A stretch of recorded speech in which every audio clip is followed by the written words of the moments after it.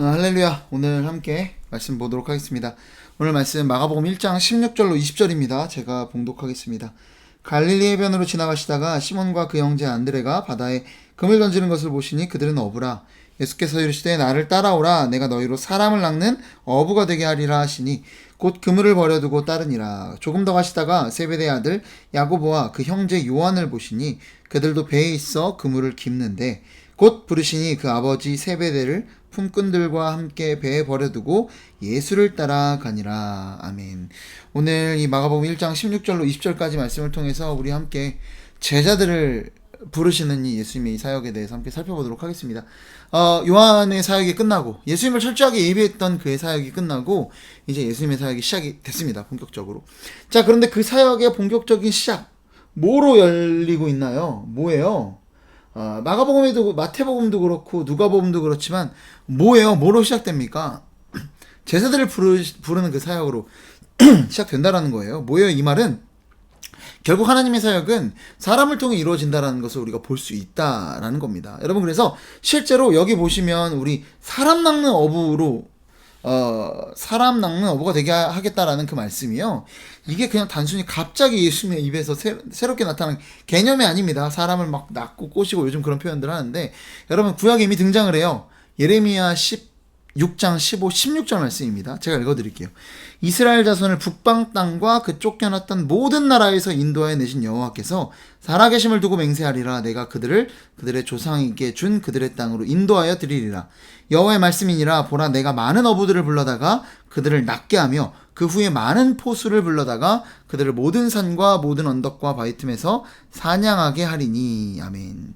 이게 뭐예요? 그러니까 바벨론 포로로 끌려갔던 이 이스라엘 백성을 이 하나님께서 약속의 땅으로 인도하여 내시는데, 이때에 어부와 포수를 통해서 사람들을 약속의 땅으로 인도하겠다고 그렇게 말씀하시는 겁니다. 그러니까 이 새로운 개념으로 갑자기 제자들을 꼬신 게 아니라 하나님께서 이 구약에도 이 어부들과 포수들, 그러니까 막 사냥하는 어떤 그런 낚시하는 이미지를 얘기하신 거죠. 그래서 이런 것들을 통해서 사람을 통해서 그들을 건져내시겠다라는 그런 하나님의 어떤 계획하심과 이런 구원의 역사를 똑같이 이번에도 사람을 통해서 이뤄가시겠다라는 것을 분명히 이제 이야기하면서 이걸 통해서 제자들에게 이야기를 하는 겁니다. 너희들을 사람 낚는 어부가 되게 하겠다. 구약의 바벨론 포로에서 건져내셨던 그 하나님이 역사하셨던 것처럼 내가 너희들을, 마치 이거는 뭐예요? 김구 선생님이 얘네들한테는 그런 이미지였겠죠. 김구 선생님이 와서 우리 이제 이스라엘 이 나라를 독립으로 이끌어낼 그런 동지들이 필요합니다. 뭐 이런 식으로 끌어내는 그런 이미지로 아마 여겼을지도 모르겠습니다. 여러분, 어쨌든 그렇습니다. 하나님께서 사람을 통해 이 당신의 일들을 일어 나가시는 것들을 우리가 볼 수 있어요. 자, 여러분, 그런데 이제 말씀을 본격적으로 볼 텐데 어떻습니까? 예수님께서 제자들을 부르세요. 나를 따라오라. 여러분, 그런데 예수님 따르는 게 쉽던가요? 어렵던가요? 뭐 쉽다고 하면 뭐 제가 할 말이 없지만, 여러분, 예수님 따르는 게 얼마나 어렵습니까? 여러분, 이후에 우리가 알게 될 예수님을 따르는 일에 대해서 우리가 앞으로 차차해 두고서라도 오늘 말씀에 등장하는 예수님을 따르는 일들이 어떤 건지만 봐도요, 야, 이게 얼마나 어려운지 알 수 있습니다. 여러분, 한번 볼까요? 18절 말씀이에요. 뭐라고 돼 있나요? 곧 그물을 버려두고 따르니라. 뭐라는 거예요? 그물을 버려뒀다. 뭐 그냥 그물 가격 좀 찾아보실 건가요? 그런 거 아니잖아요. 그물을 버려두고 따랐다. 이 시몬과 안드레, 그러니까 베드로와 이 안드레가 하던 일이 뭡니까? 여러분, 시몬과 안드레, 베드로와 안드레는 어부죠. 그물을 버려두고 따랐다는 건 뭘 의미하는 거예요? 그들의 생업을 포기하고 따랐다는 겁니다. 여러분, 생업을 포기한다는 게 어떤 의미인지 혹시 아시겠나요? 생업을 버린다라는 거, 물론 저도 어떤 그 정도까지는 아니지만 그래도 나름 그래 계속 공부하던 일들, 제가 항공우주공학과를 나왔거든요. 비행기를 만드는 일들, 그래서 대학원을 준비하려고 논문까지 썼습니다. 보통 논문 쓰지 않아요. 4년 끝나고 졸업할 때. 근데 저는 대학원에 들어가기 위해서, 석사에 들어가기 위해서 교수님 밑에서 1년 동안 실험실에서 논문을 준비하고, 비행기 만드는 동아리 회장까지 하면서, 그렇게 이제 그 다음 스텝을 밟고 있었는데, 다 때려친 거죠. 여러분, 그런데 이렇게 자기의 어떤 생업을 포기한다는 것은요, 어떻게 보면 생업이라는 거 그렇잖아요. 하루에 가장 많은 시간을 투자하는 게 생업 아니겠습니까? 자기에 있어서 가장 익숙한 것을 버리는 거고요. 뿐만 아니라 이 전문성을 거기 가지고 있었을 텐데 평생 투자하고 거기에 막 오랜 시간을 준비하고 했던 이 모든 것을 그것을 버리는 일이 이 생업을 포기하는 일이 될 겁니다. 어찌 보면요, 지금까지 자기를 규정하고 있는, 자기를 소개할 때 뭐라고 얘기했어요? 어부 시몬입니다, 어부 안드레입니다, 이렇게 소개하지 않았겠습니까? 뿐만 아니라 자기를 규정하는 어떤 그런 것도 뭐 누구의 아들이고 뭐 누구의 아빠고 뭐 누구의 남편이고 뭐 이런 것도 있겠지만 어떤 어부로서의 그 자기의 어떤 정체성이라는 게 있지 않았겠습니까? 그러니까 지금까지의 자기 전체를 부인하는 그런 일들이었다라는 겁니다. 여러분, 이것뿐만이 아니에요. 20절로 가보면 더 많은 걸 포기하는 두 형제가 나옵니다. 그 다음에 이제 20절 말씀 제가 읽어드릴게요. 곧 부르시니 그 아버지 세베대를 품꾼들과 함께 배에 버려두고 예수를 따라가니라. 아멘. 뭘 버려둬요? 아버지 세베대를 버려뒀다고 합니다. 이 세베대의 아들 또 누군가요? 야고보와 형제 요한. 우리 3대 제자들 지금 여기 4명 중에 다 나왔습니다. 야고보와 형제 요한, 그 사랑하는 아들, 사랑하는 제자라고 했던 요한을 부르셨는데 뭘 버렸다고요? 자기 아버지를 버리고 떠났다라고 합니다. 여러분, 이거는요, 가족, 그 문자 그대로 가족을 버렸다는 이야기는 아닙니다. 여러분, 어떻게 할 수 있냐면 이후에 보시면은 베드로의 장모를 치유하는 그 예수님의 사역이 등장을 해요. 이 얘기는 뭐냐면 제자가 되고 나서도 그 이후에도 가족을 버렸다는 건 아닙니다. 여기서 말하는 바는 뭐냐면 어떤 예수님이라면 가족이든 생계든 그 어떤 것보다도 이제 예수님이 우선시 돼야 된다라는 거예요. 여러분, 진짜 버린 거 아니라고 하지만 정말 어떻습니까? 정말 어려운 선택이죠. 여러분, 우리가 이런 경우들 많이 봤어요. 결국에는 여러분, 제가 선교단에 있었을 때 보니까 가장 많이 선교사로 헌신하는 나이대가 언제냐면 20대랑 60대 후입니다.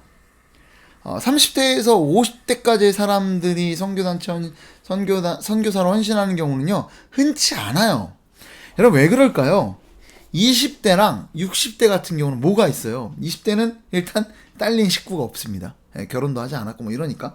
그리고 60대가 넘어가면 어때요? 딸린 식구들, 자식들 같은 경우는 이미 뭐 독립을 했거나 뭐 이런 상황이라 크게 책임감이 이제 없는 그런 상태가 되기 때문에 쉽게 헌신한다라는 거예요. 제가 이렇게 말씀드린 이유는 뭐냐면 그만큼 이 가족이 우선시되는 이런 그런 우리의 모습 안에서 예수님이 가족보다 우선시되는 일들이 쉽지 않다라는 겁니다. 그만큼 예수님이 따르는 일은 쉽지 않다는 것을 제가 설명드리고 싶다라는 겁니다. 여러분, 그리고 뿐만 아니라 이 말씀에 보면은 뭐예요? 이 세베대를 품꾼들과 함께 배에 버려들었다라는 표현이 있잖아요. 세베대를 품꾼들. 무슨 얘기입니까? 세베대나 그 아들들은 사람들을 고용할 정도의 어떤 그런 부를 가지고 있었던 사람인 겁니다. 배에도 여러 척 있었을 가능성이 굉장히 커요. 그런 사람이 바로 오늘 등장하는 이 둘이었다라는 겁니다. 그런데 이 둘이 어떻게 해요? 야고보와 요한이 이것들을 다 두고 예수님을 따르고 있다라는 겁니다. 여러분, 그만큼 예수님을 따르는 것은 가족이나 생계나 그 어떤 것보다도 우선시돼야 하는, 예수님이 우선시돼야 하는 그런 일이다라는 거예요. 여러분, 어떻습니까? 예수님 따르는 일이 쉬워요, 어려워요? 뭐라고 말씀하시나요? 누구든지 나를 따르려거든 자기를 부인하고 자기 십자가를 지고 나를 따르라. 예수님이 하신 말씀이시죠. 여러분, 누구든지 예수님을 따를 수는 있지만 누구나 따를 수 있는 건 아니에요. 왜? 자기를 부인해야 되니까. 아까 제가 말씀드렸죠. 지금까지의 나를 철저히 부인하는 게 생업을 버리는 것 같다. 여러분, 자기 부인이라는 게 되게 막연할지 모르겠지만 내가 좋아하는 것, 내 기호, 내 생각, 내 가치, 이 모든 거를 버리고 하나님과 예수님과 부딪혔을 때 어떻게 한다는 거예요? 나를 부인하고 하나님 뜻을 따르겠다라는 거 아닙니까? 자기 생각 있어요, 없어요? 주님 앞에서 없는 거예요. 내 가치, 나는 이게 더 좋다라고 생각하는데 그거와 예수님 말씀과 충돌하면 어떻게 한다는 거예요? 예수님 뜻을 따른다라는 겁니다. 나는 이게 너무 좋은데, 나 지금까지 이거를 위해서 평생을 준비해 왔는데 주님의 뜻과 다르면 어떻게 한다는 겁니까? 이걸 철저히 내 걸 부인하겠다는 거예요. 이게 얼마나 힘든 겁니까? 우리가 이 일평생의 것들을 꺾어낸다는 게 얼마나 힘든 일이라는 거예요. 여러분, 그게 예수님을 따르는 일이더라는 겁니다. 여러분, 예수님 따르는 거 정말 쉽지 않습니다. 여러분, 그런데 제가 먼저 말씀드릴게요. 예수님을 따르는 일, 나를 부인하고 나의 십자가를 지고 따르는 이 일이요. 여러분, 오늘 이 하나님의 사역을 하는 데 있어서 하나님 계속해서 보여주시지만 사람을 통해서 이 일들을 하려고 하시잖아요. 여러분, 이런 생각 해보신 적 없나요? 예수님이 능력이 없어서 왜 이걸 사람한테 맡기지? 하나님이 능력이 없어서 이 일들을 맡기십니까? 여러분, 아니더라는 거예요.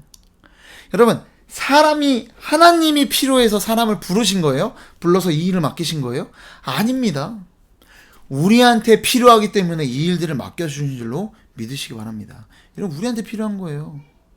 여러분, 제자가 되는 일은요, 우리한테 정말 좋은 거기 때문에 주님이 불러주고 계시는 일입니다. 선착순 부르고 있으니까요.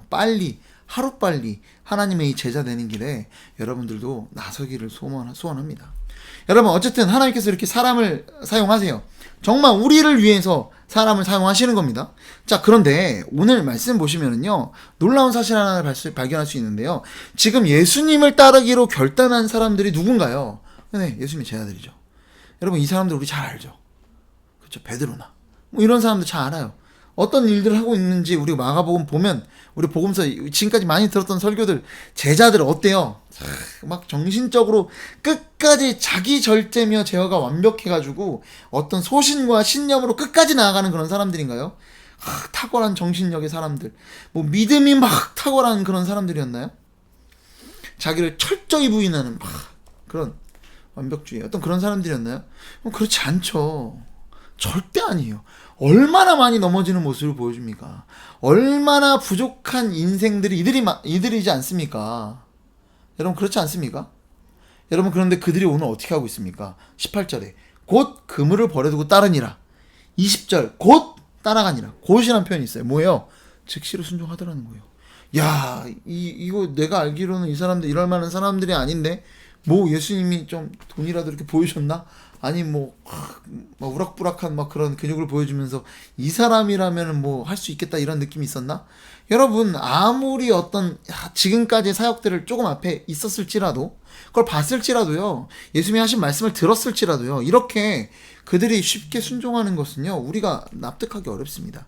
여러분, 그런데 오늘 이들이 어떻게 이런 쉽진 않았겠지만 이런 즉시로 따르는 선택이, 제자로 따르기의 이런 결단들이 어떻게 가능했을까요? 여러분, 뭐예요? 오늘 제자들이 등장하는 모습을 한번 보시기 바랍니다. 어떤 식으로 등장하나요? 여러분, 이들이요, 세트로 등장합니다. 세트로. 뭐예요? 형제끼리. 시몬 혼자가 아니라, 베드로 혼자가 아니라 안드레와 함께 있었고요.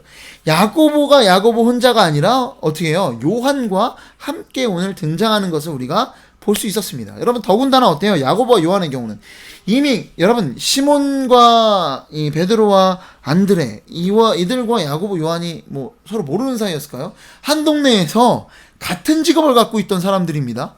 여러분, 어려서부터 계속 배 타고 그물질하고 이랬던 정말 친구들이었을 거예요.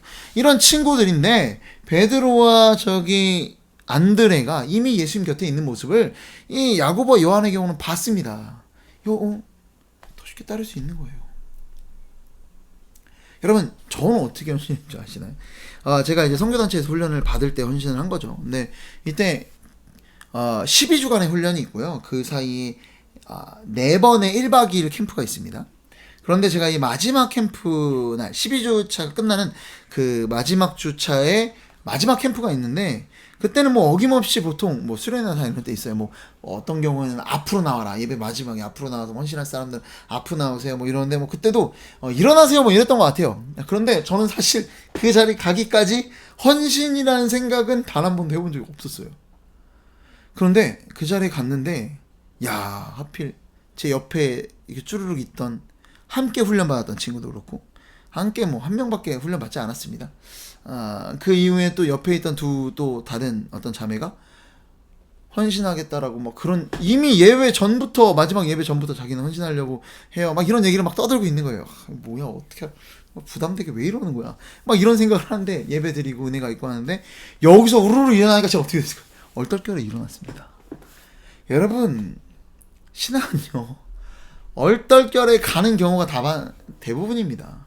여러분 누군가는 그렇게 뭐라고 할지도 몰라요. 야, 너 그거 진짜 제대로 된 헌신 아니다. 야, 너 진짜 곰곰이 생각해봐. 이럴지 모르겠어요. 여러분 그런데 여러분 분명히 우리가 기억해야 될 게 하나님 앞에 헌신되고 그 부르심에 따라가는 과정들을 보면은요. 예수님의 제자들도 마찬가지예요. 한 번에 부르심에 즉각적으로 순종하는 그런 순간들이 있었고요. 그 이후에 과정들이 있었어요. 그 과정에서 깨지고 막 이런 다시금 부르시는 그런 과정들이 분명히 존재합니다. 처음에는 뭐 우리 청년들이나 우리 젊은 청년들이나 혹은 뭐 중고등부 학생들이 막 헌신하고 뭐 뛰쳐나갔다 뭐 이런 마음들 얘기 들었을 때 그냥 격려해 주세요. 그러다가 나가 떨어지는 친구들이 90% 이상입니다. 격려해 주시고 그 믿음에 박수 쳐 주세요. 어쨌든 제가 말씀드리고 싶은 이유는 뭐냐면 이 무리가 휩쓸려 갈 때 그 운동이 일어나는 것처럼 그렇게 가더라는 거예요. 여러분 이게 무슨 얘기냐면요. 우리가 예수님을 따르는 것은요. 우리가 신앙생활 하는 것, 진짜 제자로서의 길을 우리가 세상 가운데 이렇게 살아가는 거는요. 쉽지 않아요. 어려워요. 나를 버리는 그런 일입니다. 자기를 부인하는 그런 일이에요. 정말 고통스러운 순간이 있고요. 정말 이거 세상으로서 이해할 수 없는 그런 결단의 순간들이 우리에게 반드시 있습니다. 여러분 그런데 이 도대체가 어려운 예수를 따르는 길이요. 쉬워지려면 어떻게 해야 된다는 거예요? 여러분 반드시 공동체가 있어야 된다는 겁니다. 여러분 예수님을 따르는데 공동체는요. 필수적인 요소다라는 거예요. 예수님의 제자들이 그랬습니다. 여러분 이 제자들이요. 이 개인 한 사람이 예수님을 따를 만한 그런 위인이 되던가요? 절대 그렇지 않습니다. 여러분 그런데요. 우리 신앙이 그래요. 교회가 있으면 우리가 되는 거예요. 여러분 그래서 우리가 막 뜨겁게 하나님 앞에 예배 드릴 수 있고 막 그런 감정 가운데 감격 가운데 나아갈 수 있더라는 거예요. 그런데 우리가 전제돼야 되는 건 이겁니다. 건강한 교회가 돼야 돼요. 여러분 우리가 교회 안에서 제가 그런 경우도 본 적 있어요. 처음 막 이제 유초등부 제가 사역을 할 때 처음 온 막 4학년짜리 친구였는데 처음에는 하나하나 질문하고 대답도 하고 막 이랬는데 어느 순간 되니까 자기 친구들 불러온 친구랑 똑같이 되더라고요. 6개월 지나니까. 여러분 이거는 제가 잘못 가르쳐서 그런 겁니다. 어쨌든 여러분 우리가 건강하게 신앙생활을 해야 됩니다. 여러분 그런데 더 중요한 요소가 있다면 사실 저희 교회의 어떤 비전과도 일치되는 일맥상통하는 그런 이야기이기도 하지만 우리가 결국 제자의 도를 따르는 그런 현장은요. 사실요. 교회 안에서가 아니에요. 대부분은. 우리 신앙생활에 진짜 신앙생활을 하는 영역은요. 대부분 우리가 삶의 현장 가운데 있습니다. 직장생활하는 사람 직장에서 가정에서 있더라는 거예요. 그 사람들과 진짜 부딪히는. 여러분 그런데 그곳에서 우리가 제대로 신앙생활하려면 뭘 해야 된다는 거예요. 우리 안에 공동체가 있어야 된다는 거예요. 여러분 복음 전하기 힘들어요. 그런데 나 어느 날부터 이제 같이 기도 모임을 하기로 한 어떤 지체가 생겼어요. 그냥 뭐 별거 아니야. 우리 큐티 말씀 이렇게 하고 있고 뭐 같이 나누자 하고 또 제가 기회가 된다면 제가 매일 나누는 말씀 가지고 같이 나누면서 오늘 어떻게 들었어요? 뭐 이렇게 나누고 자 그랬는데 그런 친구가 우리 한번 전도해 볼까요? 막 나 두려워하고 있는데 한 친구가 전도하기 시작하면 여러분 하게 됩니다. 할 수 있어요. 여러분 교회는 강합니다. 여러분 그런데 우리 한 개인은요 아무것도 할 수 없을 거예요. 여러분 주님이 공동체 가운데 하시는 그 역사를 경험해 보셨으면 좋겠습니다. 여러분 진짜 공동체는 할 수 있습니다. 여러분 교회는 할 수 있습니다. 여러분 교회에 능력 있다라는 거 이런 연약한 인간들을 예수님의 제자로 끌고 갔던 것은요 12명의 한 공동체였고 이들 교회였습니다. 여러분의 신앙이 교회를 통해 진정 변화되기를 소망합니다. 그렇게 여러분 교회로서 서로 으쌰으쌰 가면서 예수님을 따르기로 내가 결단하면 저들도 끌고 가지고 또 저들이 결단하면 나도 같이 따라가는 이런 어떤 공동체의 선순환적인 그 능력의 역사를 통해 하나님 나라가 확장되어가는 그런 날들이 저와 여러분을 통해 있기를 소망합니다. 기도하겠습니다. 사랑과 은혜가 풍성하신 아버지 하나님 감사와 영광을 주님 앞에 올려드립니다. 주님 우리는 너무나 연약합니다. 우리는 아마도 끝까지 연약할 것 같습니다. 그러나 주님 교회에는 능력이 있고 교회는 힘이 있는 것을 믿사오니 오늘도 우리가 그저 나 하나로 살아가는 것이 아니라 교회로서 살아가는 그래서 우리가 세상 가운데 신앙인으로서 그리스도인으로 살아갈 때 능력 있는 그리스도인으로 예수님의 제자답게 살아가는 그런 그리스도인으로 살아갈 수 있도록 주님 도와주시옵소서. 그러려면 먼저 내 주변에 예수님 믿는 지체들을 찾게 하여 주시옵시고 그들과 함께 작게라도 하루에 한번 1분의 기도 시간이라도 아니면은 내가 묵상했던 말씀을 나누는 그런 시간들이라도 갖는 그런 시작을 통해 교회가 세워지고 그 교회를 통해 하나님 나라가 더욱더욱 확장되어가는 그런 저와 우리 모두가 될 수 있도록 주님께서 인도하여 주시옵소서. 이 모든 말씀 사랑이 많으신 예수 그리스도의 이름으로 기도드립니다. 아멘.